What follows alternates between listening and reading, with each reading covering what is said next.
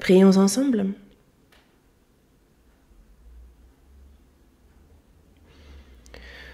Dieu notre Père, toi qui es le créateur des cieux, de la terre, de toute la création, nous te remercions sincèrement. Toi qui nous as créés, nous étions voués à mourir et à aller en enfer, mais tu nous as sauvés par le précieux du Seigneur. Tu as éternellement pardonné nos péchés et par la foi en ça, tu nous as retirés de l'enfer. Et tu nous as accordé ton royaume des cieux, merci. Tu nous as sauvés et tu ne nous abandonnes pas comme des orphelins. Tu nous as envoyé le Saint-Esprit. Le Saint-Esprit nous guide et que cette vie qu'il nous reste à vivre sur cette terre, nous te remercions de nous permettre de la vivre en étant vainqueurs. Et aussi, lors de ton retour, Seigneur, tu ressusciteras aussi cette chair qui est faible. Merci. Tu permets tout afin que nous puissions être dignes d'entrer dans ton royaume. Merci. Il y a les précieux frères et sœurs, les saints de l'Église de Paris. Permets et aide afin qu'ils puissent se réunir davantage et que jusqu'au jour de ton retour, leur foi ne chancelle point et qu'ils puissent jusqu'au bout, jusqu'au dernier jour, être de précieux saints qui s'appuient en toi, Seigneur, et seulement en toi.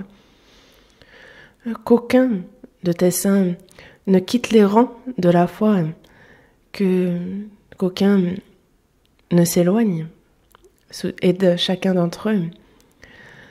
Que tous, non seulement écoutent ta parole, mais qu'ils la pratiquent et soient ainsi de précieux saints bénis par toi.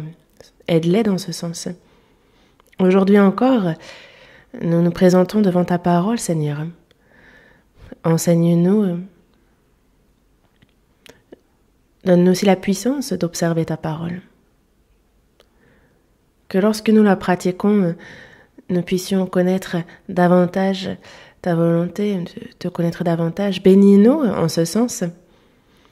En cette période trouble, garde aussi notre santé physique et dans ces difficultés, aide-nous à apprendre ce qui est bénéfique pour notre foi. Certes, c'est difficile, mais l'évangélisation se poursuit sur Zoom. Sois avec les frères et sœurs qui s'efforcent pour l'évangélisation. Fortifie-les spirituellement et ouvre le cœur de toutes les âmes qui écoutent ta parole,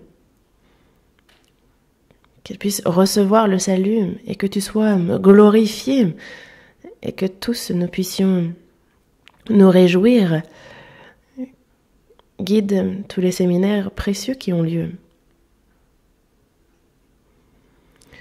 Seigneur, que ton aide, que ta grâce nous accompagne, nous y croyons, nous t'en remercions. Et il y a le virus. Aide afin qu'il puisse rapidement se volatiliser et que nous puissions vivre de tout notre cœur pour ton évangile en cette fin des temps. Aide-nous pour cela. Qu'en France, de plus nombreuses églises puissent être établies. Nous te prions de nous accorder cette grande grâce. Pour cela, que chacun d'entre nous devant toi soit utilisé précieusement. Bénis-nous en ce sens. Tout cela, nous l'avons prié en du Seigneur Jésus qui nous a sauvés de nos péchés. En le remerciant. Amen. Romains, chapitre 8, verset 37. Romains, chapitre 8, verset 37.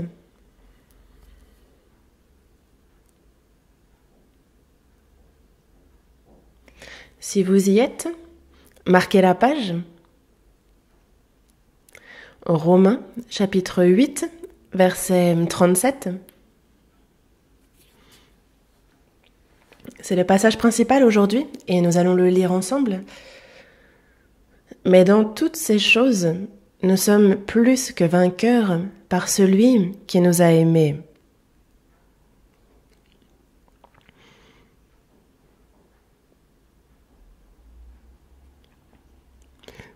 Cela fait déjà 4 semaines que nous apprenons et réfléchissons ensemble sur la parole, sur le thème « Les chrétiens vainqueurs ». Et aujourd'hui, c'est donc le 5e sermon sur ce même thème. Le sous-titre aujourd'hui est « Les chrétiens vainqueurs de la mort » et nous allons y réfléchir ensemble aussi.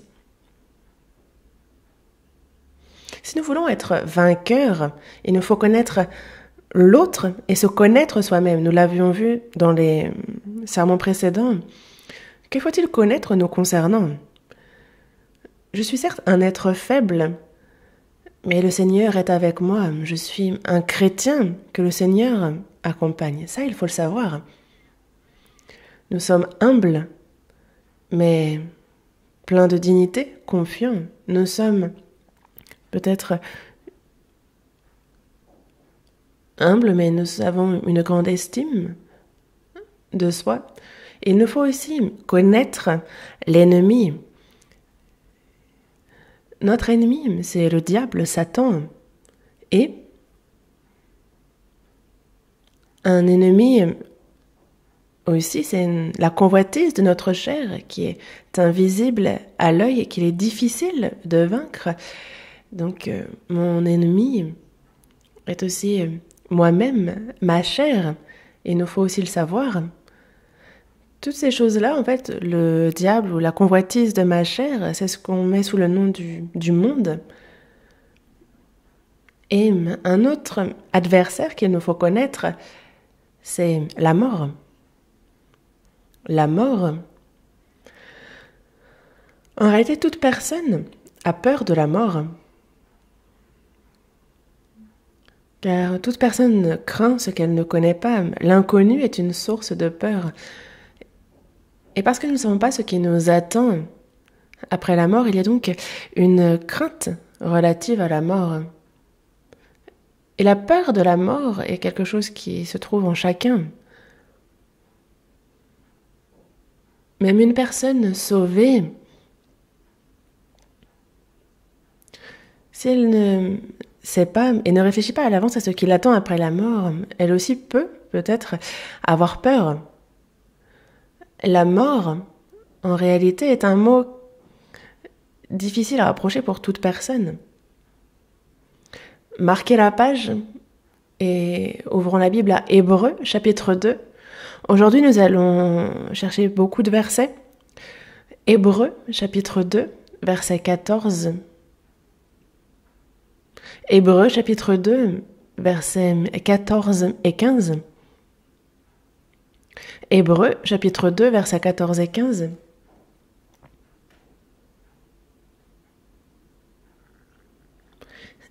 Si vous y êtes, je vais lire. Ainsi donc, puisque les enfants participent au sang et à la chair, il y a également participé lui-même, afin que, par la mort, il anéantit celui qui a la puissance de la mort, c'est-à-dire le diable, et qu'il délivra tous ceux qui, par crainte de la mort, étaient toute leur vie retenus dans la servitude. Si on regarde dans le verset 15, on voit qu'il y a, par crainte de la mort, ceux qui étaient toute leur vie retenus dans la servitude. C'est ce qui est écrit, n'est-ce pas? Toute personne est faible face à la mort. Et c'est pour cela que les chrétiens, si on en voit qui ont peur de la mort, on ne peut pas facilement juger et dire qu'ils n'ont pas reçu le salut. Pourquoi? Parce que moi-même, je ne me suis pas tenue face à la mort. Dans le verset 14, il est dit « La puissance de la mort, c'est-à-dire le diable ». C'est ce qui est écrit, n'est-ce pas? La puissance de la mort, c'est-à-dire le diable, c'est lui qui tient cette puissance de la mort. Il utilise la puissance de la mort justement pour asservir beaucoup de personnes pour qu'ils soient par crainte de la mort. Dans notre vie, nous craignons la mort et pour ne pas mourir, pour vivre, une personne va commettre des péchés et certains vont choisir de tourner le dos à Dieu dans leur vie. Il y a donc ce filet, ce piège de la mort. Et si nous n'en sommes pas retirés, alors nous ne pourrons pas suivre le Seigneur. C'est pour cela que dans le verset 14, on voit donc pourquoi le Seigneur vient. Puisque les enfants participent au sang et à la chair, il y a également participé lui-même. Que signifie ce verset? Le Seigneur est venu en chair sur cette terre. La raison pour laquelle il y a eu cette incarnation, c'est que nous-mêmes nous participons au sang et à la chair. Et donc, afin de nous racheter, afin de nous sauver, le Seigneur aussi est venu en chair.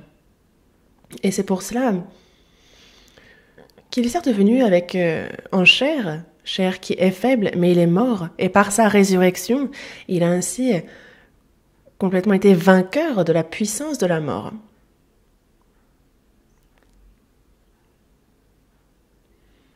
Et toute personne qui était justement retenue dans la servitude par crainte de la mort, par cette mort, il les a, par sa victoire, sauvés. Retournons à Romains, chapitre 8, verset 37. Romains, chapitre 8, verset 37. Vous aviez marqué la page, n'est-ce pas? Mais dans toutes ces choses, nous sommes plus que vainqueurs par celui qui nous a aimés.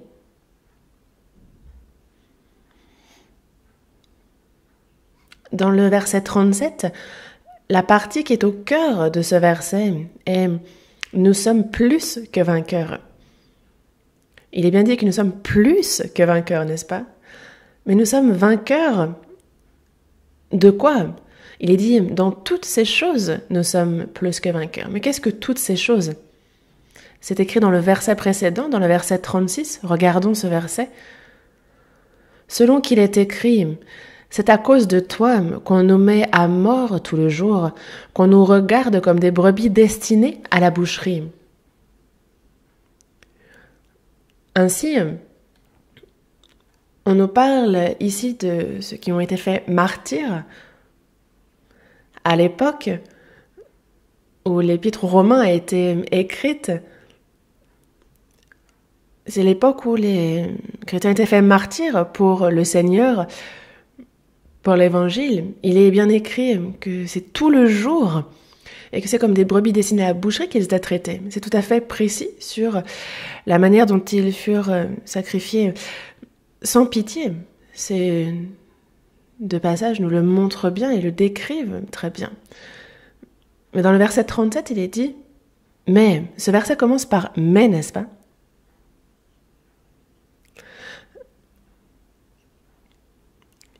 Ils ont certes souffert, ils sont morts dans leur chair, mais le Seigneur nous dit que nous sommes plus que vainqueurs dans toutes ces choses.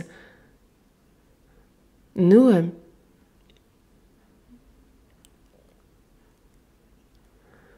on peut choisir avec bravoure de mourir, mais quand on est fait martyr, ce n'est pas la bravoure qui pousse à mourir pour l'Évangile. C'est une mort difficile à appréhender. Mais nous n'avons pas cette puissance nous n'avons pas ce courage de vaincre la mort. Ce n'est pas du tout cela. Mais c'est parce qu'il nous a aimés que nous sommes vainqueurs. Dans le verset 37, dans toutes ces choses, nous sommes plus que vainqueurs par celui qui nous a aimés. Et c'est donc par le Seigneur que nous sommes vainqueurs. Pourquoi? Parce que le Seigneur, lui, a ressuscité. Et parce qu'il a ressuscité, il a ainsi anéanti la puissance de la mort, il l'a vaincue. Et en cela, nous-mêmes, nous pouvons le suivre et vaincre la mort. Jésus, le Seigneur, a ressuscité. Et ce véritable évangile, c'est la mort et la résurrection de Jésus. Et ce sont deux choses indissociables. Ce sont deux choses que l'on ne peut pas séparer. Qu'est-ce que le véritable évangile? Le véritable évangile, c'est la mort de Jésus et sa résurrection. Cela va ensemble.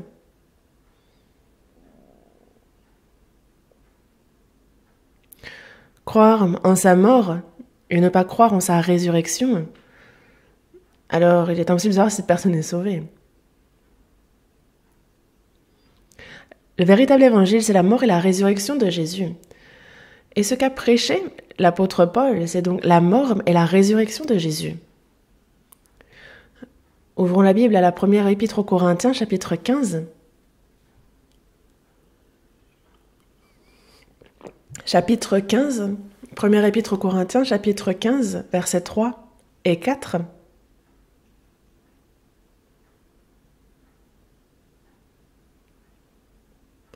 Première épître aux Corinthiens, chapitre 15, versets 3 et 4.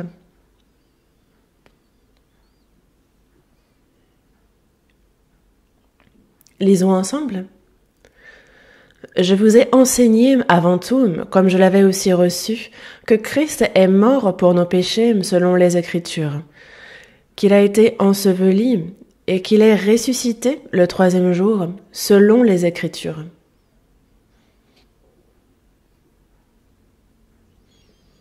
Dans le verset 3, je vous ai enseigné avant tout, comme je l'avais reçu. L'apôtre Paul aussi a enseigné ce que lui-même avait reçu. Mais il est vrai que la société contemporaine est vraiment pressée. Elle cherche la nouveauté, elle cherche la créativité. Mais l'évangile, lui, n'a pas changé, et ce même après plus de 2000 ans. Et c'est bien cela, l'évangile. La particularité de l'évangile, c'est qu'il est immuable, il ne change pas. Il peut y avoir des explications plus précises sur son contenu, mais il n'y a pas de nouvel évangile. Pourquoi? Parce que c'est la vérité. La vérité ne change pas. Et lorsqu'on dit que la vérité ne change pas, c'est une sécurité pour nous. Imaginez que l'évangile que l'on a maintenant et l'évangile qui était prêché il y a 2000 ans soit différent, alors ce ne serait pas la sécurité. Si le salut auparavant et le salut maintenant étaient différents, ça c'est vraiment impossible. La vérité doit être la même hier et aujourd'hui, elle ne doit pas changer. Il faut qu'elle soit telle qu'elle, selon ce qui est écrit dans la Bible. Et la Bible n'a donc pas changé. Et c'est pour ça que nous croyons en l'Évangile et que nous pouvons être sauvés par cette parole. Dans le verset 3, c'est selon les Écritures, justement, que Christ est mort pour nos péchés. C'est bien écrit, selon les Écritures. La vérité, en réalité, l'apôtre Paul, rien qu'à l'époque où il écrivait ses épîtres, il n'y avait pas le Nouveau Testament. Les apôtres citent et parlent des Écritures, mais ils parlent de l'Ancien Testament. C'est pour cela que, lorsqu'ils disent selon les Écritures, lorsqu'ils parlent de cette vérité, ils parlent du fait que l'Ancien Testament a été écrit, que ce qui est écrit s'accomplit. Selon les Écritures, nos péchés ont été pardonnés, et dans le verset 4, il a été enseveli et il est ressuscité le troisième jour selon les Écritures. Ainsi, c'est la mort de Jésus et sa résurrection, déjà décrite très précisément dans l'Ancien Testament. C'est donc avec cet Ancien Testament que l'apôtre Paul prêche et évangélise, car à l'époque il n'y avait pas le Nouveau Testament. Vérifions ça. Actes chapitre 13. On voit l'évangile que prêche l'apôtre Paul et qui est exactement le même dans l'Ancien Testament. Actes chapitre 13, verset 16. Actes chapitre 13, verset 16. Je lis. Paul se leva et, ayant fait signe de la main, il dit. Paul se leva et dit. Il parle, il commence son discours, et du verset 35 au verset 37, il prêche l'évangile, verset 35, c'est pourquoi il dit encore ailleurs, tu ne permettras pas que ton sein voie la corruption. N'est-ce pas? Tu ne permettras pas que ton sein voie la corruption. Verset 36, or, David, après avoir en son temps servi au dessein de Dieu, est mort, a été réuni à ses pairs et a vu la corruption. Mais celui que Dieu a ressuscité n'a pas vu la corruption.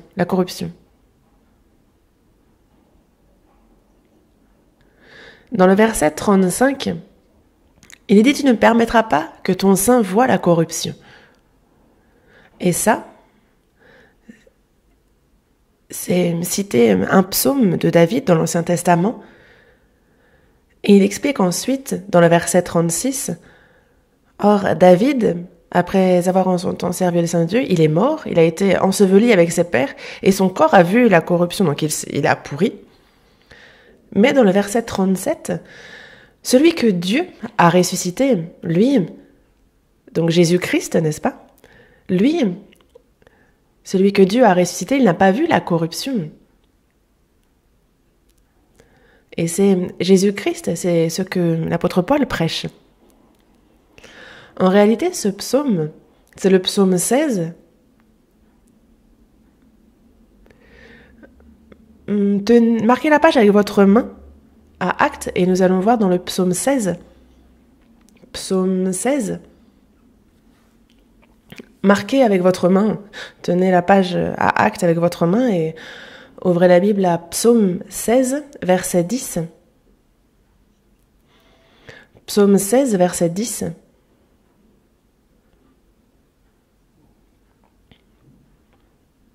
On lit ensemble. Car tu ne livreras pas mon âme au séjour des morts, tu ne permettras pas que ton bien-aimé voie la corruption. C'est donc, ce psaume 16 est un hymne de David, et David, dans divers psaumes, parle donc de la mort et de la résurrection de Jésus. Mais dans ce psaume-là, il nous parle donc des souffrances que Jésus a connues, et ce, de manière très précise, dans le psaume 22. Et prenez le temps de lire plus tard le psaume 22, vous verrez alors comment Jésus est mort, comment il a souffert sur la croix, comment il est décédé. Et c'est vraiment décrit très précisément dans le psaume 22. Donc, je vous demanderai de le lire plus tard. Mais le psaume 16, lui, prophétise sur la résurrection de Jésus. Et c'est ce passage-là que l'apôtre Paul cite dans les Actes. Mais ce n'est pas seulement l'apôtre Paul qui le cite, Pierre aussi a cité. On retourne à Actes que vous teniez avec votre main. Actes chapitre 2. Actes chapitre 2. Verset 27. Actes chapitre 2, verset 27. Car tu n'abandonneras pas mon âme dans le séjour des morts, et tu ne permettras pas que ton sein voie la corruption.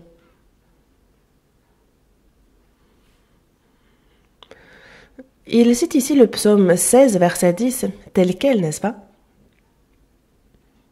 Et on a le Saint-Esprit qui descend à la Pentecôte, et Pierre, ici, est en train de prêcher. On voit ici le contenu de son sermon. Le psaume 16, verset 10, est cité ici. Dans le verset 25, si on regarde ce verset, « Car David dit de lui ». Ainsi, il cite bien le psaume 16, verset 10, et Et ce psaume qu'il cite, dans le verset 30, il l'explique en détail. Regardons le verset 30. Comme il était prophète, ici, c'est David. David était prophète. Verset 31. C'est la résurrection du Christ qu'il a prévue et annoncée en disant qu'il ne serait pas abandonné dans le séjour des morts et que sa chair ne verrait pas la corruption. Verset 32. C'est ce Jésus que Dieu a ressuscité. Nous en sommes tous témoins.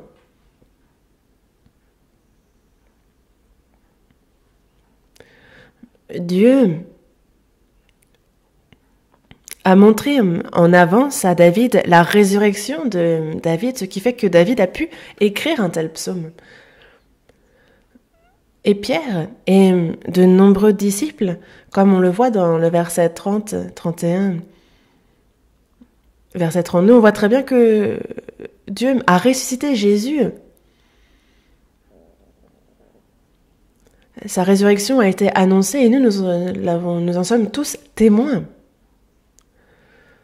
Et donc l'évangile des apôtres, l'évangile des premières églises, c'est la mort et la résurrection de Jésus. Si on continue dans la réflexion, Actes chapitre 3, verset 15, c'est juste à côté, n'est-ce pas? Actes chapitre 3, verset 15. Lisons ensemble. Vous avez fait mourir le prince de la vie, que Dieu a ressuscité des morts. Nous en sommes témoins.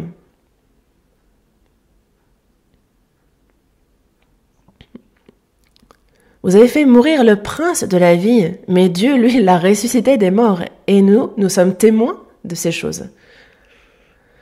Et aussi, les guides, les chefs juifs, les guides religieux juifs,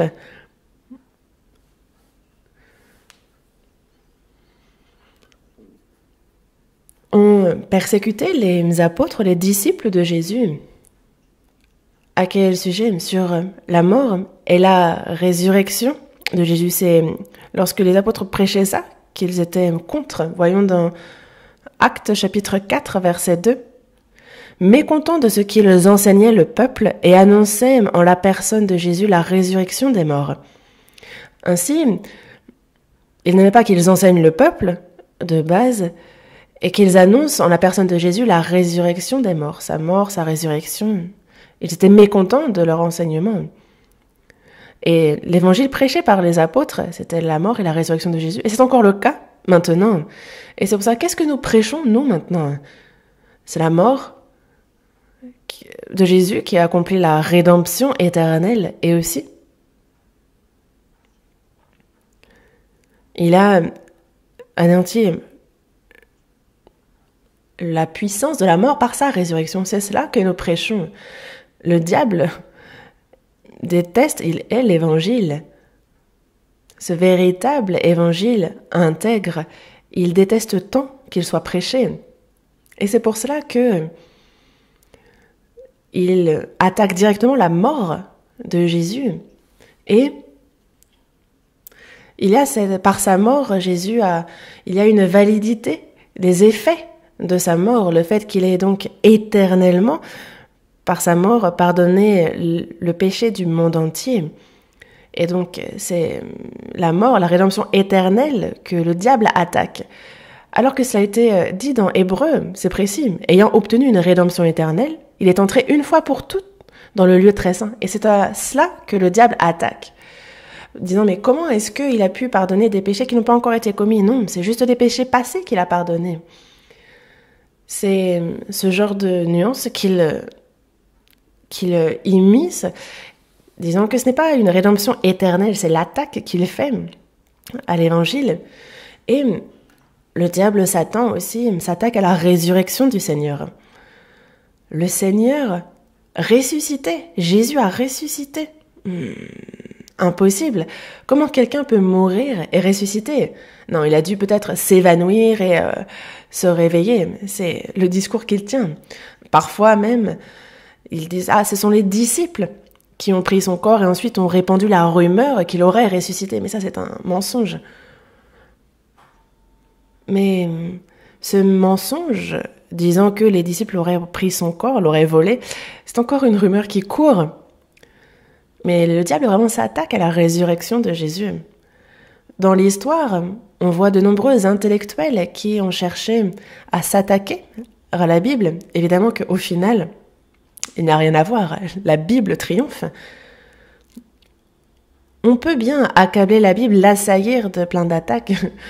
La Bible n'a rien à craindre. Pourquoi? Parce que la vérité, qu'on la tourne dans tous les sens, c'est la vérité. En fait, quoi qu'on y fasse, la vérité est la vérité.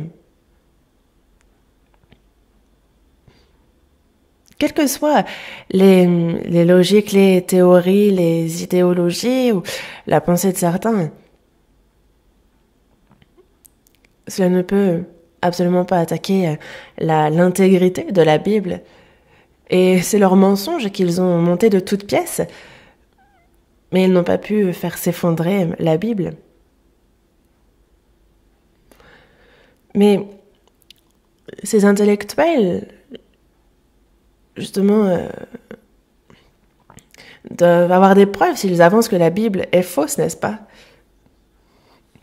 Et c'est pour cela que, parce que les preuves de la Bible sont tellement accablantes, ce n'est pas concernant, par exemple, certaines choses, ils ne s'y attaquent pas, parce que ils se disent c'est plutôt ce côté rationnel que nous allons attaquer la Bible.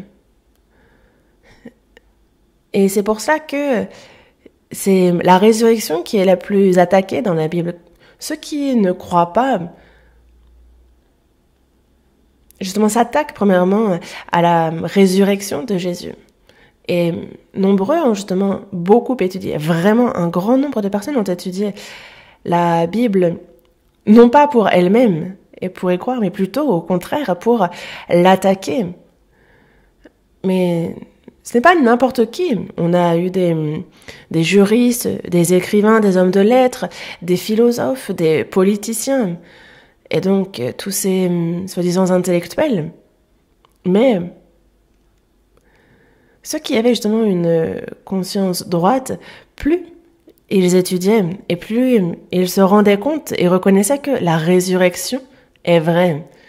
Et au contraire, ils en venaient à croire au Seigneur. Le Seigneur a ressuscité, n'est-ce pas? Et ça peut paraître être faible comme de manière rationnelle, ça peut sonner faux et complètement incroyable, mais c'est vrai. Il y a vraiment longtemps, un homme qui s'appelle Frank Morrison a écrit un livre intitulé « Qui a déplacé la pierre ?» C'est un Britannique, un journaliste, et cet homme reconnaissait Jésus, que cet homme qui était Jésus, mais concernant sa vie et sa mort, il n'y croyait pas. Et c'est pour cela que il partait du principe que les hommes avaient une croyance sur des spéculations gratuites, démesurées concernant sa vie, sa mort. Et donc, sa résurrection et tout ce qui se passait à l'époque, il pensait que c'était juste des histoires, c'est seulement des contes, des fables. Et afin de le prouver, il a commencé justement son étude. Et c'est vraiment de manière minutieuse qu'il a fouillé, qu'il a mené son enquête. Et le livre qu'il a donc écrit, à la fin, est un livre qui avait finalement un but complètement différent du but de départ. Au départ, il souhaitait vraiment prouver la nature fictive de la Bible, de la mort et de sa résurrection. Mais au final, il a écrit un livre reconnaissant que la résurrection de Jésus est vraie. Et il l'a intitulé « Qui a déplacé la pierre ?» Frank Morrison en est arrivé à la conclusion que ce que la Bible dit est véritable.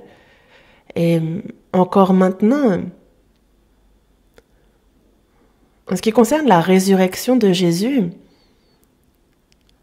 C'est devenu vraiment une référence en tant que livre sur le sujet.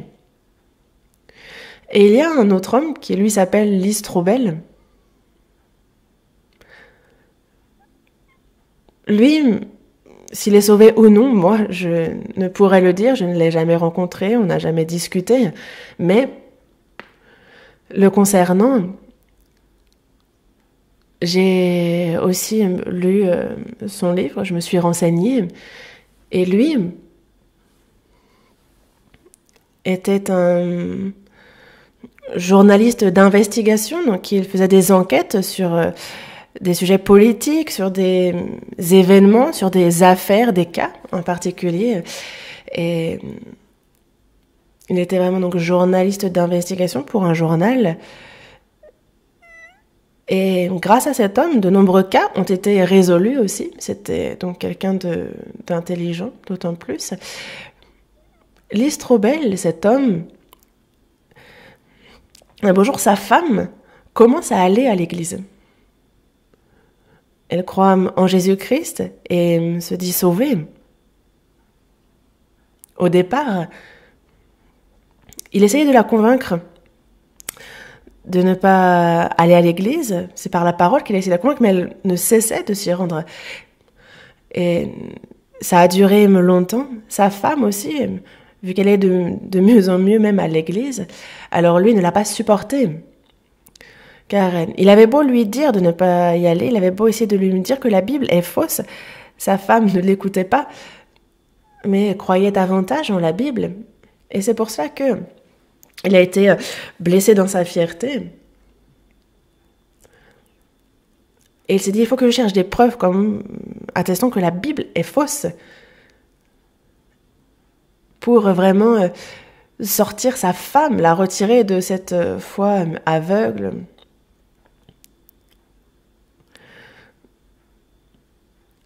Mais lorsqu'on veut dénoncer la Bible, il faut s'attaquer à la partie paraissant la plus faible. Et il s'est dit, tiens, je vais m'attaquer vraiment à la structure du raisonnement, à la partie la plus faible. Et il en est arrivé à la conclusion que c'était la résurrection qui serait idéale. Et il a longtemps mené son enquête. Mais il enquêtait encore et encore, et plus il réunissait des preuves, et plus la résurrection était un fait historique. Il en est, c'est la conclusion à laquelle il a abouti. Cet homme voulait dire que Jésus n'a pas ressuscité, que la Bible est fausse. Et en cherchant des preuves pour appuyer sa thèse, il a mené son enquête. Mais plus il étudiait, et plus la résurrection était vraie. Et c'est pour cela qu'au contraire, il a écrit un livre qui démontre la véracité de la résurrection de Jésus. Et ce titre s'intitule « Jésus, l'enquête ». Et il a écrit justement donc un livre qui réunit les preuves attestant de la véracité de la résurrection de Jésus. Et c'est vrai qu'il aborde des doutes que nous-mêmes nous pouvons avoir. Et il les a donc inscrits de manière assez simple dans son livre. Et ce dont j'aimerais vous parler maintenant, c'est certaines choses qu'il aborde dans son livre. Par exemple, soi-disant, les disciples auraient volé le corps de Jésus et répandu cette rumeur comme quoi il serait ressuscité. Mais à l'époque, dans le contexte historique, il faut savoir que la tombe était scellée avec le sceau de Pilate. Lui-même, à l'époque, qui est le plus haut placé, c'est comme mettre le sceau du roi. Qui pourrait se permettre de venir, de rouler la pierre, d'ôter le sceau du roi et de prendre le cadavre de Jésus? Mais ce n'est pas tout. À l'époque, il y avait la garde qui se tenait ferme devant la pierre, comme c'est écrit dans la parole. Et donc, personne ne peut s'approcher. En réalité, le soir où Jésus ressuscita, personne ne s'est rendu à la tombe. C'est un ange du ciel qui vint rouler la pierre. C'est pour ça que Il y a le sceau de Pilate. Il y a une garde devant qui est ferme, donc on ne peut pas venir prendre le corps. Et quand bien même il serait venu prendre le corps, ce qui ne fait pas sens, c'est que les disciples auraient pris le corps de Jésus mort et menti sur le fait qu'il serait ressuscité. Si c'était le cas, à cause du mensonge qu'ils profèrent, il n'y a pas de raison qu'ils aient jusqu'à se faire martyrs. Si on y réfléchit, c'est logique. Ils ont menti. À cause de cela, justement, ils ont l'épée à la gorge. Mais si on se dit, ah, mais c'est un mensonge. Faut vivre. Il suffit de dire c'est un mensonge. On ne meurt pas pour un mensonge. Mais nombreux sont morts justement à cause de la résurrection. Ce sont plusieurs dizaines de millions de personnes qui sont morts martyrs pour la résurrection. Et une autre chose, c'est que Pierre a renié 3 fois Jésus avant sa mort, n'est-ce pas? Tous les disciples, eux, ont fui, ont abandonné le Seigneur et ont fui. Comment est-ce que ces disciples lâches, comment est-ce que ces trouillards ont pu venir récupérer le corps? Mais ce n'est pas tout. Ces disciples trouillards, lâches, deviennent tout d'un coup certains dans le livre des Actes. Ils ont tout d'un coup de l'assurance, disant nous ne pouvons pas ne pas parler de ce que nous avons vu et entendu. Soudainement, ils sont courageux, ils ont de l'assurance. Dans Jean, chapitre 20, chapitre 21, on voit justement la rencontre de Jésus ressuscité avec ses disciples, entre autres. Ces disciples ont réellement rencontré Jésus, mort et ressuscité. Ils l'ont vu, ils l'ont su. Le voyant, ils ont vu qu'il avait anéanti la puissance de la mort, qu'il l'avait vaincu et que, logiquement, eux-mêmes seraient ressuscités. Et donc, désormais, la mort n'est plus un sujet de crainte. C'est pour cela que, quand on lit le livre des Actes, on voit l'assurance des disciples, avec quel courage et assurance ils prêchent l'évangile. Mais d'où vient cette assurance? C'est parce qu'ils ont rencontré le Seigneur Jésus ressuscité. Il n'y a pas d'autre explication. Et aussi, si Jésus était apparu ressuscité quelques jours et à quelques personnes, on pourrait croire au subterfuge. Mais c'est 40 jours au moins que Jésus ressuscité s'est manifesté. Et il ne s'est pas montré à 1 ou 2 personnes, c'est à plus de 500 personnes qu'il s'est montré. On peut se dire, ah mais n'est-ce pas un songe, une vision ou une illusion qu'ont eu les disciples? Non, parce que là où 500 personnes étaient réunies, il s'est montré à 500 personnes à la fois. Et à l'époque où les disciples évangélisaient, à cette époque même, il est bien dit que justement tous ceux qui l'ont vu, à l'époque où justement cette épître a été écrite aussi, ils étaient encore quasiment tous vivants. Voyons dans la première épître aux Corinthiens, chapitre 15, verset 6. Première épître aux Corinthiens, chapitre 15, verset 6. Première épître aux Corinthiens, chapitre 15, verset 6. Ensuite, il est apparu à plus de 500 frères à la fois, dont la plupart sont encore vivants et dont quelques-uns sont morts. N'est-ce pas?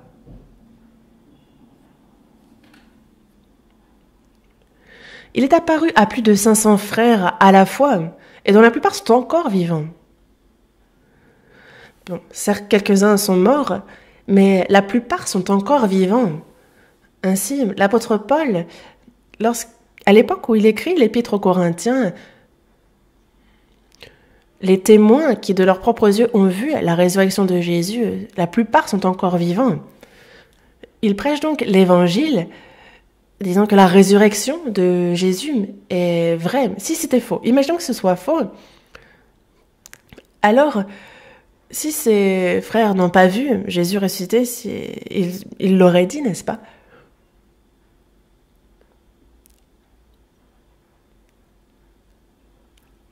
Mais Jésus a bel et bien ressuscité et il s'est montré à plus de 500 frères à la fois et l'on peut donc savoir que la résurrection est vraie.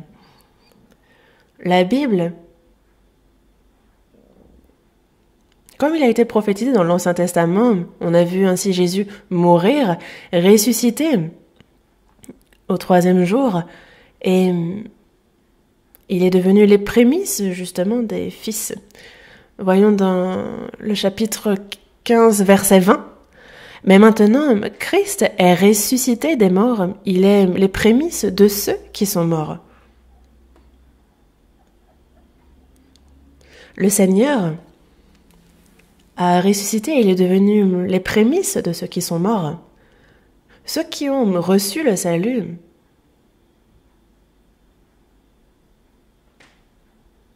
Jésus a ressuscité et nous le suivons. Les chrétiens aussi ressusciteront comme Jésus-Christ. C'est vraiment surprenant que même les chrétiens connaîtront la résurrection. 1 Corinthiens chapitre 15, verset 50. Versets 50 à 58.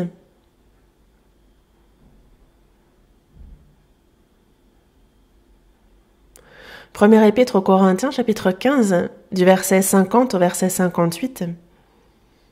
C'est un peu long. Je vais lire rapidement. Du verset 50 au verset 58, je vais lire rapidement et nous verrons ensuite les versets 1 à 1 et leur explication. Verset 50. Ce que je dis, frères, c'est que la chair et le sang ne peuvent hériter le royaume de Dieu et que la corruption n'hérite pas de l'incorruptibilité. Voici, je vous dis un mystère. Nous ne mourrons pas tous, mais tous nous serons changés en un instant, en un clin d'œil, à la dernière trompette. La trompette sonnera et les morts ressusciteront incorruptibles et nous serons changés. Car il faut que ce corps corruptible revête l'incorruptibilité et que ce corps mortel revête l'immortalité.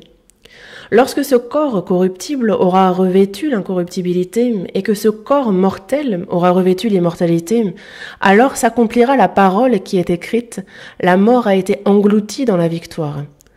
Ô mort, où est ta victoire? Ô mort, où est ton aiguillon? L'aiguillon de la mort, c'est le péché, et la puissance du péché, c'est la loi. Mais grâce soit rendue à Dieu qui nous donne la victoire par notre Seigneur Jésus-Christ. Ainsi, mes frères bien-aimés, soyez fermes, inébranlables, travaillant de mieux en mieux à l'œuvre du Seigneur, sachant que votre travail ne sera pas vain dans le Seigneur.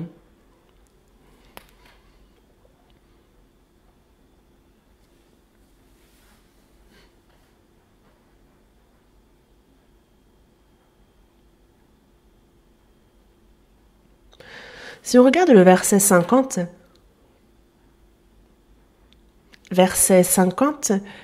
de quoi nous parle ce verset?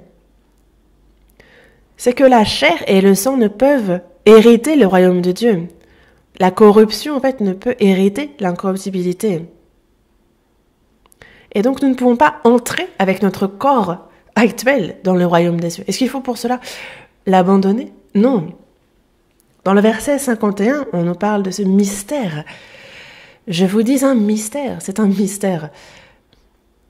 En un instant, en un clin d'œil, à la dernière trompette, alors tous nous serons changés. Dans le verset 52, nous ne mourrons pas tous, mais tous nous serons changés.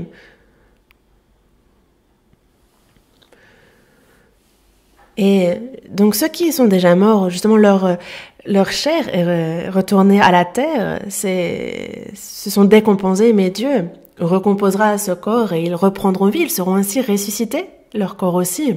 Et nous aussi qui sommes vivants, nous serons changés. Dans le verset 53 aussi, il est dit que ce corps corruptible revêt l'incorruptibilité. et que ce corps mortel revête l'immortalité, un corps immortel. Et dans le verset 54, mais Jésus, Christ, a ressuscité, et lorsqu'il ressuscite, il a aussi englouti la mort dans la victoire, comme il nous le dit, n'est-ce pas? Et c'est bien pour cela que les chrétiens, désormais, peuvent crier à la mort.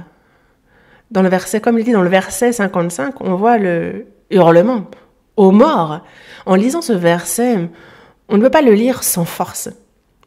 Ô mort, où est ta victoire? On ne peut vraiment pas lire ce verset ainsi. Il faut le lire avec fermeté. Ô mort, où est ta victoire? Ô mort, où est ton aiguillon? L'aiguillon de la mort, c'est le péché. Et la puissance du péché, c'est la loi. C'est un peu de cette manière-là qu'il faut le lire. Le diable, en réalité, c'est avec la mort qu'il a servi les hommes. La mort, c'est un peu l'arme du diable, c'est l'arme que le diable utilise. Le péché est un peu la balle pour son arme. Et la puissance du péché, c'est cette poudre qui permet à la balle de partir. Lorsque la poudre, justement, lorsqu'on presse la détente, il y a ensuite donc cette poudre qui tape. Et justement, l'explosion va faire que, justement, il va y avoir feu. C'est un peu le principe quand on tire une balle. Et c'est exactement la même chose c'est le même principe pour le péché. Le diable prend l'arme qu'est la mort, il y met la balle qu'est le péché, et il tire. Mais ce qui confère vraiment la force à la balle, c'est la poudre. Et il est bien dit que la puissance du péché, c'est la loi. La loi, La loi, c'est un peu étrange, n'est-ce pas? La puissance du péché, c'est la loi. Ça vous semble un peu étrange, n'est-ce pas? Mais ça, il n'y a rien d'étrange, il n'y a rien de bizarre à cela. Car il faut la loi pour qu'il y ait aussi des règles qui soient fixées et que l'on connaisse le péché. S'il n'y a pas de loi, on ne peut pas définir ce qu'est le péché. Lorsque l'on fait quelque chose, il faut qu'il y ait des critères, des standards pour dire que ça c'est péché, ça c'est pas péché. Avec justement ces références, on peut savoir ce qu'est le péché, on peut reconnaître que l'on a également péché. Mais s'il n'y avait aucune loi qui fixe justement ce qu'est le péché et ce qui n'en est pas, alors on ne pourrait pas définir ce que c'est. C'est pour cela que la puissance du péché, c'est la loi. Mais le Seigneur, lui, est mort sur la croix. Il a payé tout le prix du péché. Il a donc accompli parfaitement la loi. Et par sa résurrection, il a justement garanti, attesté que il avait bien réglé le salaire du péché.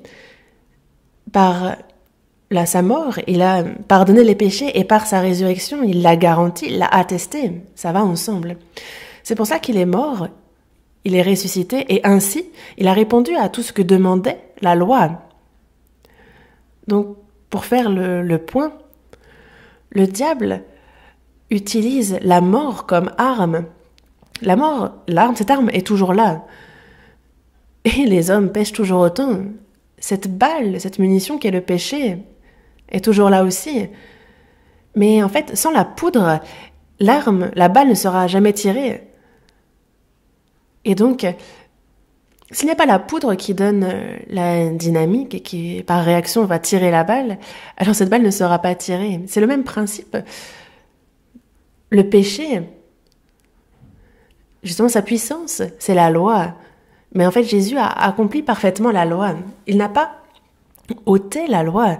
Il l'a accompli parfaitement. Il l'a suivi par sa mort et par sa résurrection. Et ainsi, il y a certes la mort, il y a toujours le péché, mais ça a perdu sa force. La balle ne peut plus être tirée car il n'y a plus la poudre. Et c'est pour cela que la mort, le péché, Pour nous, chrétiens, désormais, elle ne peut plus nous dominer, elle n'a plus aucune influence sur nous. Et ça, il faut que l'on en soit certain. Les chrétiens triomphent de la mort. Romains, chapitre 8, c'était le passage principal, n'est-ce pas? Au Romains, chapitre 8,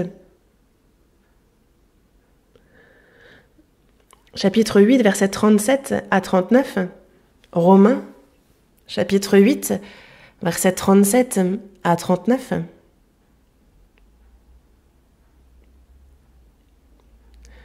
Trois versets que nous allons lire ensemble.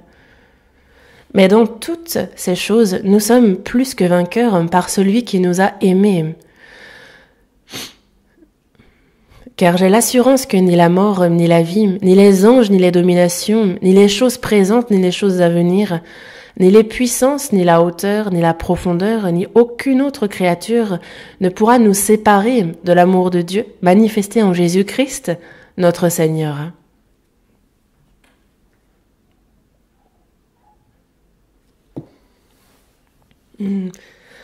Dans le verset 37, il est dit « Nous sommes vainqueurs ».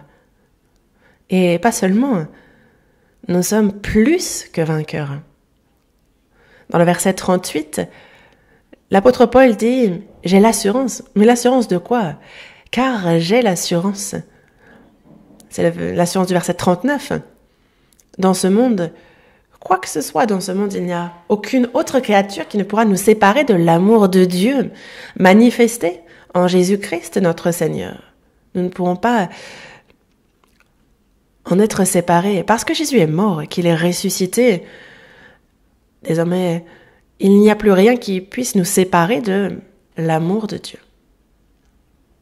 Dans le verset 38, la première chose qu'il cite, c'est la mort. Car j'ai l'assurance que ni la mort. Ainsi, la première chose dont les hommes ont peur, qu'ils craignent, c'est la mort. Et c'est pour cela que ils sont dans leur vie sous la servitude du péché. Ils y sont asservis, mais les chrétiens, eux, par la mort et la résurrection de Jésus et par la foi en ce qu'il a accompli, par le salut désormais, nous-mêmes chrétiens, nous ressuscitons. C'est pour cela que comme le Seigneur, nous aussi chrétiens, nous triomphons de la mort. Les chrétiens sont ceux qui triomphent de la mort. Les chrétiens vraiment sont vainqueurs par rapport à la mort. Et c'est pour cela que l'on n'est plus lié par la mort et que l'on n'est plus asservi au péché dans notre vie. On ne peut pas continuer comme ça. C'est pour ça qu'on ne peut pas être lié par les questions du manger et du boire. On ne peut pas être asservi dans ce monde. Il est vrai que maintenant on a le virus du corona qui vraiment nous a pris à la gorge. Mais nous croyons à ce que le Seigneur nous garde et alors nous pouvons nous concentrer sur la foi. Pourquoi ? Parce que nous sommes ceux qui triomphons de la mort. En cette période difficile, c'est réellement difficile en ce moment. J'ai vu aujourd'hui encore, hier on était peut-être à 80 000, il y a 2 jours c'était 60 000, et aujourd'hui ça s'est descendu, on est à 20 000 cas. C'est vraiment une période difficile. Mais si on y réfléchit, ceux qui ne sont pas sauvés sont vraiment dans l'inquiétude. Et c'est pour ça qu'il y a beaucoup aussi d'instabilité. On voit beaucoup d'attentats également. On se dit, c'est vraiment trop cruel, c'est vraiment une mauvaise chose. Pourquoi est-ce qu'ils ne pensent qu'à eux? En fait, c'est ce à quoi nous pouvons penser. Mais, en fait, qu'est-ce que cela montre au contraire? Ça atteste d'une autre chose, au contraire, c'est que ils craignent la mort.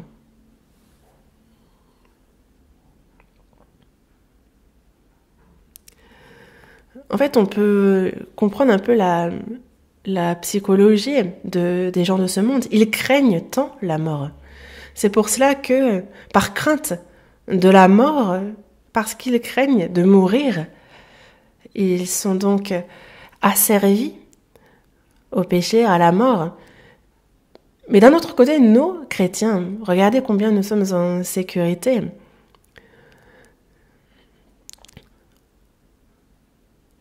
Il peut y avoir certaines personnes qui se disent « Ah, mais que faire si j'attrape la Covid-19 ? Que faire si je suis contaminée ?» Mais ce qu'il faut savoir, c'est que même si nous mourons, nous avons vaincu la mort. Et donc, les chrétiens sont vraiment en sécurité. Le Seigneur nous tient et nous sommes aussi dans la main de Dieu. Donc, nous bénéficions d'un double dispositif de sécurité. Et il nous a bien dit, je leur donne la vie éternelle et elles ne périront jamais.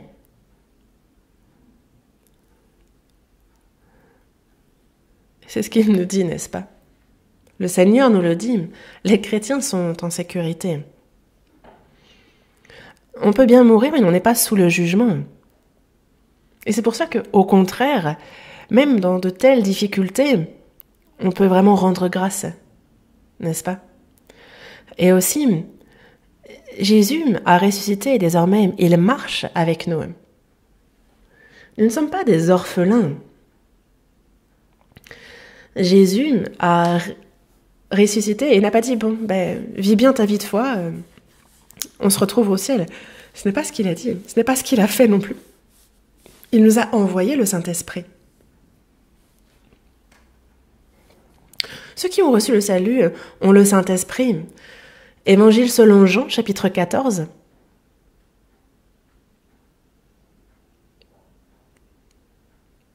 Évangile selon Jean, chapitre 14, verset 18. Jean, chapitre 14, verset 18. Jean, chapitre 14, verset 18. Lisons ensemble. « Je ne vous laisserai pas orphelins, je viendrai à vous. »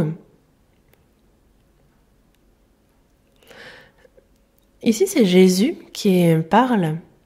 « Je ne vous laisserai pas orphelins, je viendrai à vous. » Il a dit revenir. Évidemment qu'il revient à son retour dans les airs. Mais ce verset ne nous parle pas de son retour à la fin des temps, à la fin du monde. Ce que Jésus promet ici, c'est de donner le Saint-Esprit. Verset 16, Jean chapitre 14, verset 16 et 17, je lis. « Et moi, je prierai le Père, et il vous donnera un autre consolateur, afin qu'il demeure éternellement avec vous. L'Esprit de vérité que le monde ne peut recevoir, parce qu'il ne le voit point et ne le connaît point, mais vous, vous le connaissez, car il demeure avec vous, et il sera en vous. »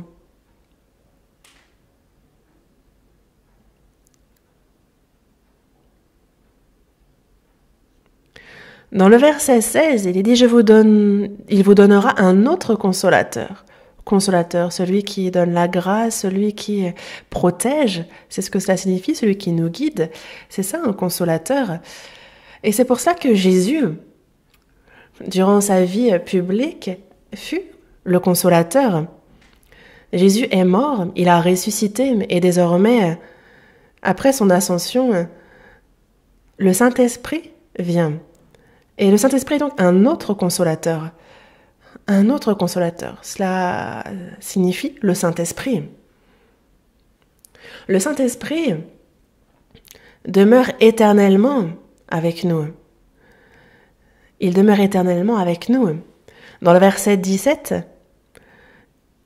l'Esprit de vérité, donc le Saint-Esprit, le monde ne peut recevoir le Saint-Esprit parce qu'il ne le voit point, il ne le connaît point, mais ceux qui sont sauvés, il est bien dit que vous le connaissez. On le connaît. Pourquoi ? Le Saint-Esprit, il est bien dit, car il demeure avec vous, il demeure avec nous, et il sera en vous. Les saints sauvés qui ont reçu donc le salut, Parce que le Saint-Esprit est en eux, désormais nous pouvons donc le savoir, le Saint-Esprit nous sauve et il entre en nous. Retournons à Romains chapitre 8, passage principal, Romains chapitre 8, versets 9 à 11. Du verset 9 au verset 11. Lisons ensemble. Pour vous, vous ne vivez pas selon la chair, mais selon l'Esprit, si du moins l'Esprit de Dieu habite en vous. Si quelqu'un n'a pas l'Esprit de Christ, il ne lui appartient pas. Et si Christ est en vous, le corps, il est vrai, est mort à cause du péché, mais l'Esprit est vie à cause de la justice.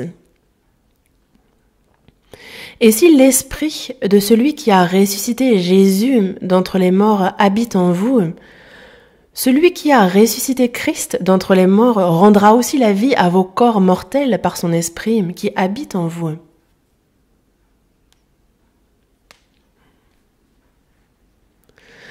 Je vais vous expliquer ce passage dans le verset 9.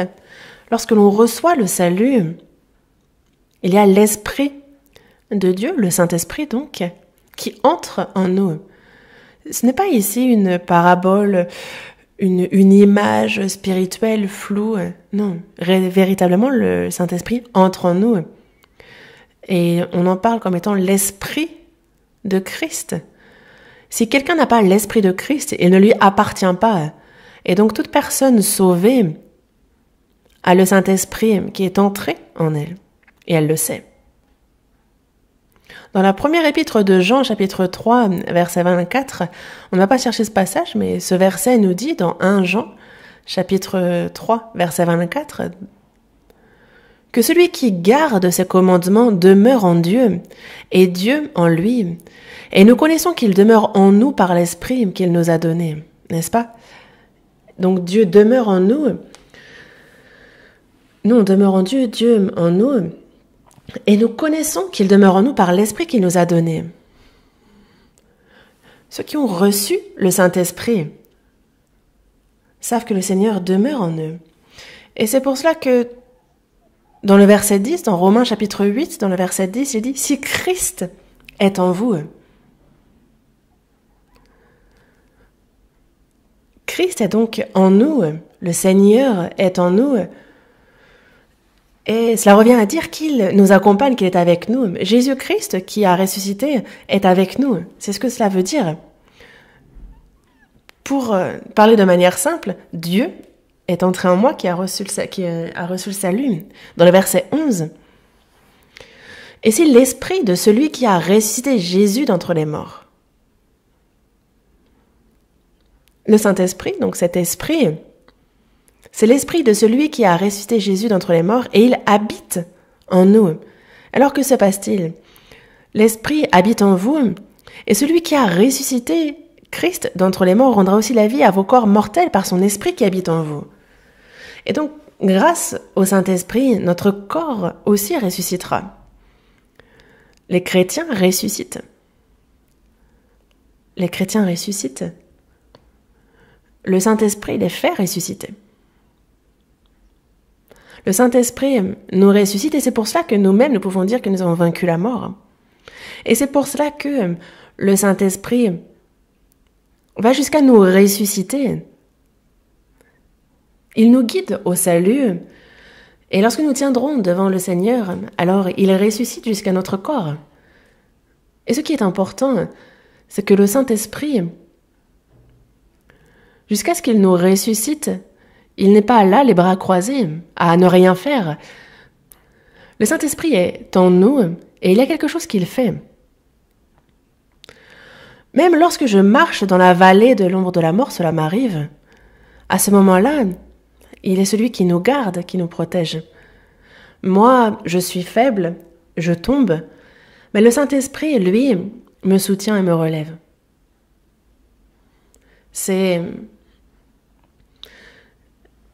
Il prie pour nous, il intercède à notre place par des soupirs inexprimables.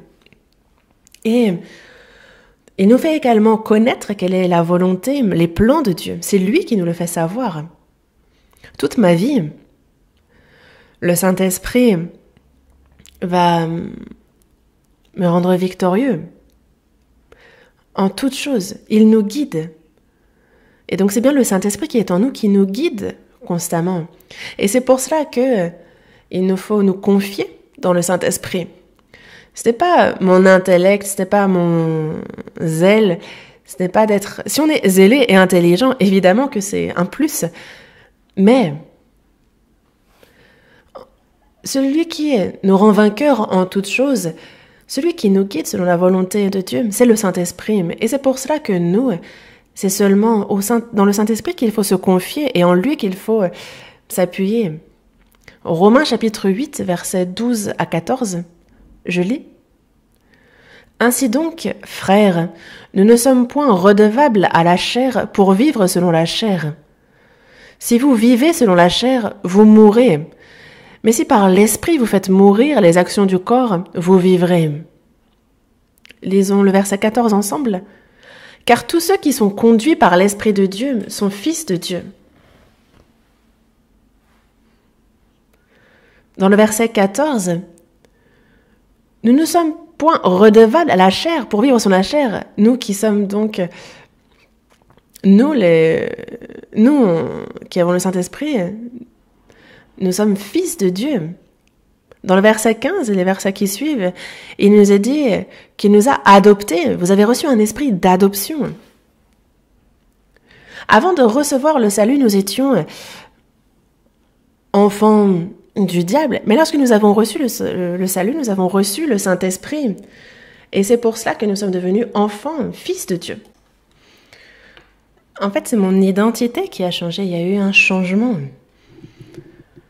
L'identité du chrétien est vraiment très précieuse. Qui peut connaître ce que nous avons connu? Et c'est pour ça qu'on évangélise d'ailleurs. Dans notre cœur, il n'y a personne qui puisse connaître ce que nous avons dans notre cœur. Quand nous évangélisons lui-même, quand on se réjouit vraiment de les voir passer justement du royaume du diable au royaume de Dieu, de voir ce changement. Et donc ce qui nous est arrivé aussi, en fait ceux qui ne sont pas sauvés ne peuvent le connaître. Mais voyons dans le verset 12. Ainsi donc, frères, nous ne sommes point redevables à la chair pour vivre selon la chair. C'est ce qu'il nous dit, n'est-ce pas? La convoitise de la chair, la convoitise des yeux, l'orgueil de la vie. Et toutes ces épreuves que nous rencontrons, telles des montagnes de notre vie, en fait, on peut vivre une vie victorieuse qui triomphe de cela. Il nous dit bien que nous en sommes victorieux. Comment est-ce possible? La première des choses est de se connaître soi-même. Je vous en ai parlé la dernière fois, de bien connaître notre identité en tant que chrétien. En d'autres termes, nous sommes fils de Dieu. C'est surprenant et pourtant, nous avons cette identité de fils de Dieu, nous l'avons reçue de Dieu. Et c'est ce qui nous rend vainqueurs. Un billet de 100 €. Ce billet, on ne l'a pas mis dans notre porte-monnaie et il est tombé dans la boue. Il est vraiment sale, il est même un peu déchiré. Est-ce que ça va diviser par 2 sa valeur? Non. 100 €, même si le billet est sale, même s'il est un peu déchiré, il aura toujours cette valeur de 100 €. Les chrétiens aussi,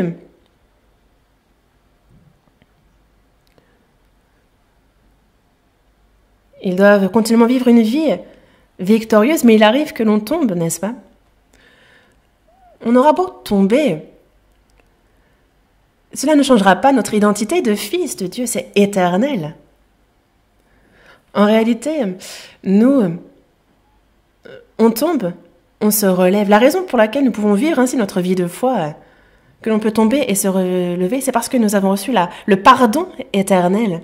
Certaines personnes se disent « Ah, si j'ai été pardonné éternellement, est-ce que alors vaut mieux pas pécher? On peut pécher sans souci. » Certains tiennent de tels discours, mais ce n'est pas le cas. Une personne qui a obtenu la rédemption éternelle, au contraire, va chercher à ne pas pécher. Mais ceux qui, par crainte de la loi, sont dans la crainte, dans le tremblement, et ont peur de ne pas se soumettre, pensant que s'ils désobéissent, ils vont donc en enfer, et si ils sont ainsi tremblants et dans la crainte, alors au début, ils vont être certes prudents, mais lorsqu'il en viendra à pécher, alors il se dira « Ah, bon, j'ai péché la chair », et il va se dire « Bon, quitte à avoir péché, on continue ». C'est pour cela que nous, il faut savoir que nous sommes fils de Dieu. Et c'est bien pour cela que, en tant que fils de Dieu, cette identité, fils de Dieu, nous permet de triompher de tout, d'être vainqueurs. Dans le verset 12, comme il nous l'a dit aussi, dans le verset 12, « Ainsi donc », c'est comme ça que commence le verset, n'est-ce pas? « Ainsi donc ». De quoi on parle ici? On n'est pas vaincu par... Il nous arrive d'être vaincu par la chair, mais non, on n'est pas vaincu par la chair, pardon, et c'est grâce à quoi? C'est par ce qui est dit dans le verset précédent, dans le verset 11. Nous ne sommes pas vaincus par la chair parce que si l'esprit de celui qui a ressuscité Jésus d'entre les morts habite en vous, celui qui a ressuscité Christ d'entre les morts rendra aussi la vie à vos corps mortels par son esprit qui habite en vous. Même ce corps mortel, il le ressuscite, il y a donc bien la résurrection de notre corps. Et parce qu'il y a résurrection, c'est pour cela que nous sommes forcément vainqueurs. Les chrétiens combattent pour un combat déjà gagné. Et donc vous pouvez être rassurés. Jésus a déjà la victoire, il a déjà gagné. C'est comme si vous regardez un match de foot. Donc il y a l'équipe nationale qui est vraiment assaillie férocement par l'adversaire. Et l'équipe perd 2-0. Mais il ne reste que 10 minutes de la seconde mi-temps. Et imaginez que c'était le match d'hier. Ce n'est pas un match qui est joué en ce moment même, c'est un match qui a été joué hier. Donc vous savez le résultat de ce match. C'est pour ça que vous regardez ce match, vous en connaissez le résultat, vous le regardez, et vous savez que dans 10 minutes, il y aura donc une attaque surprise, une attaque éclair qui fera on sera à 2-1, et vraiment à 5 secondes avant la fin, il y aura le but égalisateur. Et les prolongations vont à peine commencer qu'il y aura déjà un but de marqué qui fera la différence. Et donc, on voit ce retournement de situation, on passe à 3-2, et ainsi la victoire. Mais ce match est un match en rediffusion, et personne ne va être stressé, ou au contraire, la personne connaît le résultat, et parce qu'elle sait que l'équipe nationale est vainqueur, alors c'est tout à fait tranquillement, et elle va se réjouir de regarder ce match. Et en fait, notre vie, en tant que chrétien, c'est un peu la même chose. En fait, il faut y réfléchir. Nous n'avons pas vécu notre vie jusqu'au bout encore, n'est-ce pas? Mais c'est écrit déjà dans la Bible. Actuellement, il y a le diable qui vraiment nous attaque de manière rude, violente. Certains, c'est l'anxiété financière, l'angoisse due à la pandémie, la précarité, des fois, c'est les attentats qui menacent, ou parfois, c'est aussi les sarcasmes de nos amis. C'est notre famille qui nous persécute, mais nous connaissons le résultat. C'est écrit dans la Bible. Lorsque le Seigneur reviendra, nous, chrétiens qui sommes sa possession, nous ressuscitons. Et donc, au final, tout se termine par la victoire. Les chrétiens ressuscitent. Et c'est la résurrection qui triomphe de tout. Ainsi, l'apôtre Paul nous fait une recommandation concernant la résurrection. Il nous conseille, il nous recommande, donc dans 1 Corinthiens chapitre 15. 1 Corinthiens chapitre 15, versets 57 et 58. Ce sont les derniers versets. Si vous y êtes, nous allons lire ces deux versets ensemble, versets 57 et 58. « Mais grâce soit rendue à Dieu qui nous donne la victoire par notre Seigneur Jésus-Christ. Ainsi, mes frères bien-aimés, soyez fermes, inébranlables, travaillant de mieux en mieux à l'œuvre du Seigneur, sachant que votre travail ne sera pas vain dans le Seigneur. »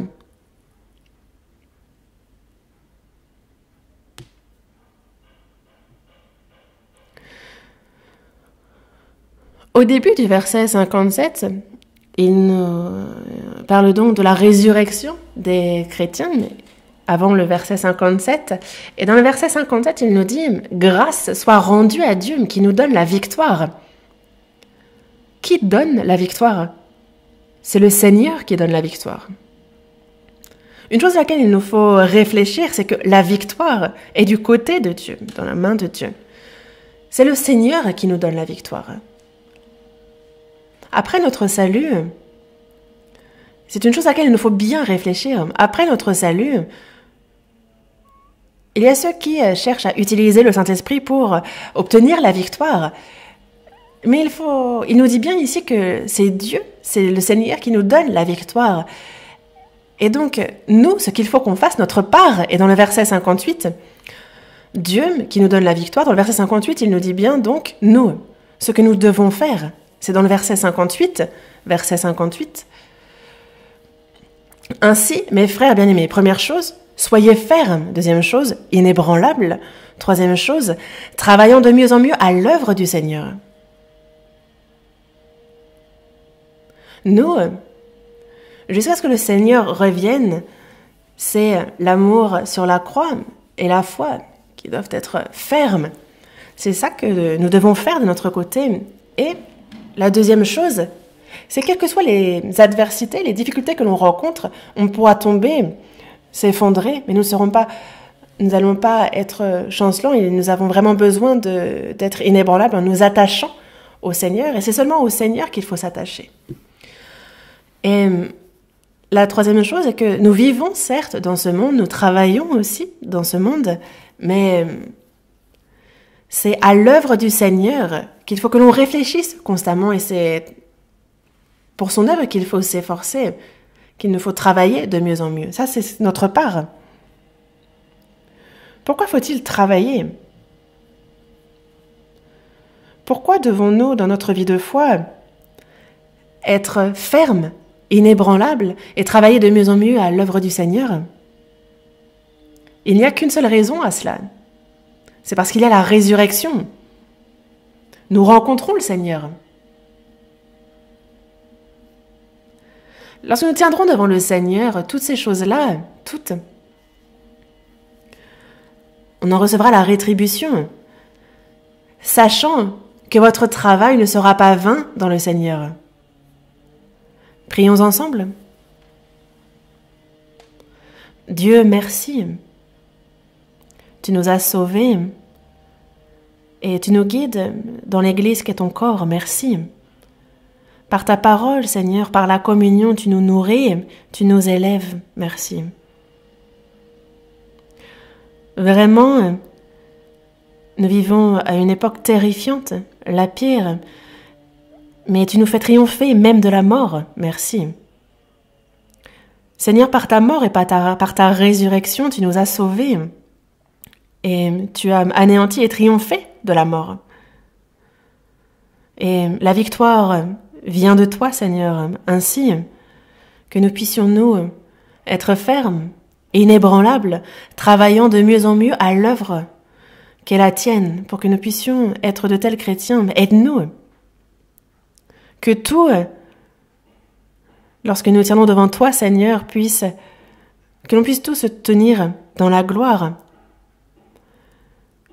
Que tous les frères et sœurs puissent être complimentés par toi d'être de bons et fidèles serviteurs. Aide afin que l'on puisse tous être ainsi complimentés. Nous avons prié au nom du Seigneur Jésus qui nous a sauvés, qui dans tous les aspects de notre vie, nous protège. Nous le remercions et avons prié en son nom. Amen.